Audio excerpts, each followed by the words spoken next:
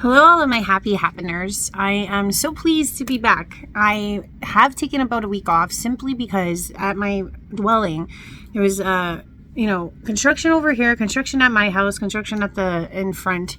So it was just really distracting. Couldn't be in my house, couldn't be in the backyard. I tried to go to the park several times, just didn't work out. So I do appreciate you guys coming on strong and joining in with me today. So the topic I'm going to be speaking to is this topic of ringing in the ears. Ringing in the ears. I get this all the time. I get lots of questions about this. I get it on Facebook. I get it on Instagram. I get it here. So I figured I'd do a long form explanation as to what I believe is taking place and what I have noticed over the years of my experience with this. So what we first must understand is that we have a left and we have a right ear. Okay. Why do we get chiming in either side? Now, let's talk about it. First and foremost, the left hand and right hand of God, we've talked about this. There needs to be an understanding that if you could see yourself as a magnet, there is a north and south node or pole on a magnet, and it doesn't mean that one is worse than the other. They both need to exist in order to magnetize. So imagine yourself as a magnet yourself, and let's say, for example, obviously we are light beings, but I'm trying to make this as understandable as possible. Let's just say our south node is here and our north node is here. North star, we always see it as positive direction. South node, I guess some would say that it's more of like the debased, more egotistical side, or the darker side, lighter side, darker side, lighter side. And if you see this backwards, it means right is night, left is light. So what I do want to say is that there are not worse situations where you should be alarmed or fearful of which side is coming from, because they both have attributes that you need to pay attention to. So for example, should you be hearing things, chimes, right, coming in your right ear, what I would say is that if you have to imagine the ego for what it is, and let's say lower density emotions, they tend to be ones of, let's say, anger, stress, fear, etc. But in its, let's say, most altruistic expression, you could see it as a form of warning or alarm. Okay? Because ultimately the ego wants to preserve itself, wants to preserve you as a human being. You are the vessel in which to preserve. So if you could think that both sides, light and night, need you to exist, to be as one, okay, that you could understand that the right has its place to play as well. So sometimes when the right chimes up, what I've experienced is that this is your alarm system telling you that perhaps lower density energy beings might be in your vicinity, meaning of your energy body. Some of us have shorter, smaller energy bodies. Some of us have large, expansive energy bodies, let's say 16 feet, 20 feet. And let's say there are beings that are trying to permeate that force field, okay? You might get the chiming in the right ear to be like, warning, warning, danger, danger. And all it is just to reimagine, or if you have your third eye on, scan.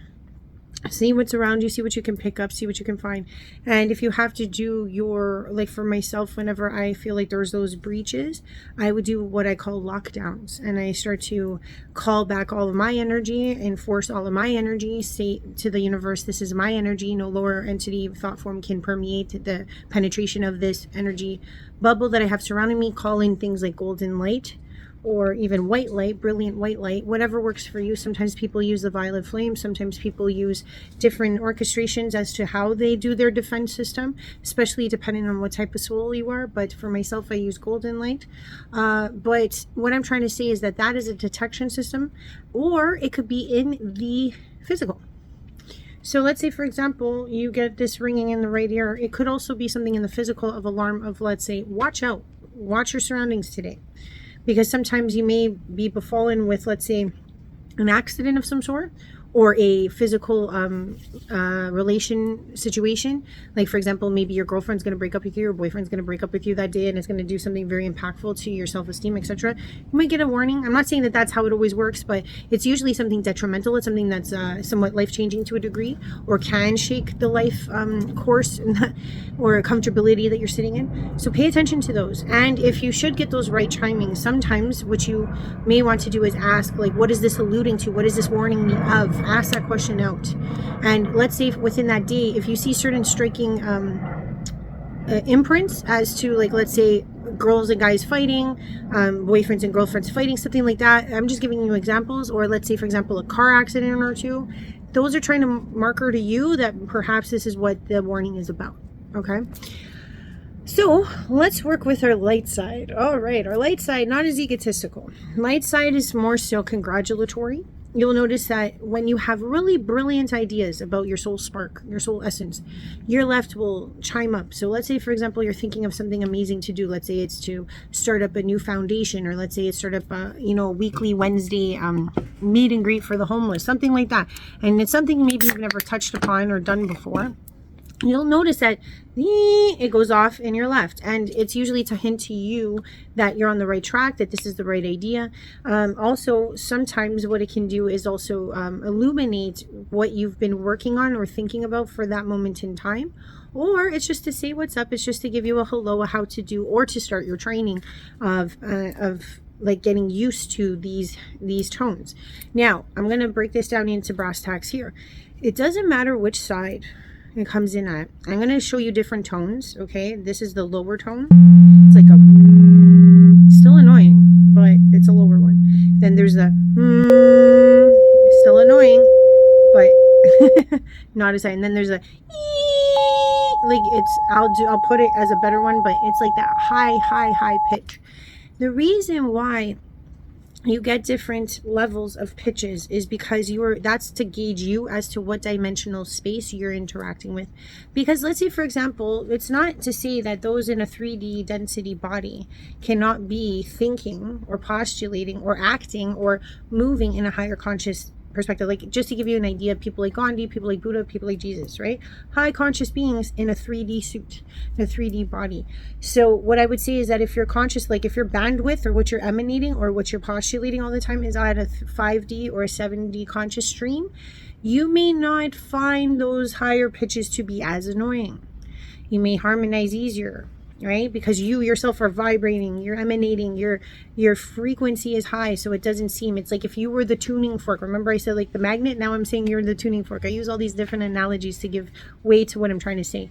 When you are being tuned so that you can figure out which dimensional space you're really speaking with, the higher up it goes, the more, let's say, cringe-worthy it is, the higher in dimensional channeling you're actually doing. If you get something that's in a medium wave, I would say that you're more so in the 570. If you're getting something really, really high pitch, you might be closer to 10, 12D. But usually when it's on the light side, it's 12D or above. 10D would be on this side. What I'm trying to say is that why you want to pay attention to how high pitched it is to give you clarity as to what dimensional space roughly you're working with. And let's say, for example, you also want to start learning, and this is what your higher self and or your highest light and night are trying to teach you when they're harmonizing with you. Not only are they trying to get you to understand this idea of harmonization, because if you can raise your frequency or match that frequency, guess what? You'll have an easier way to communicate. You'll be able to probably hear them, or they will be able to transmit messages a lot easier to you, because what it all bases down to is this frequency idea. So if you can understand, the more you can tune yourself to that frequency. So let's say it's like hee, and I don't mean you make a pitch like hee to meet it. No, it's your actual resonance. If you can resonate and get your frequency, and you will know when these two things start to merge and mesh, because when you're raising your frequency, it's like as if you have your own unique harmonic sound, but you can always amplify that sound. You can always bring it into more bravado. You can also bring it into more staccato. So you would also be able to match at least that height of frequency with your own resonance. So when you are meditating in, or let's say you get that sound, try your best to hold it.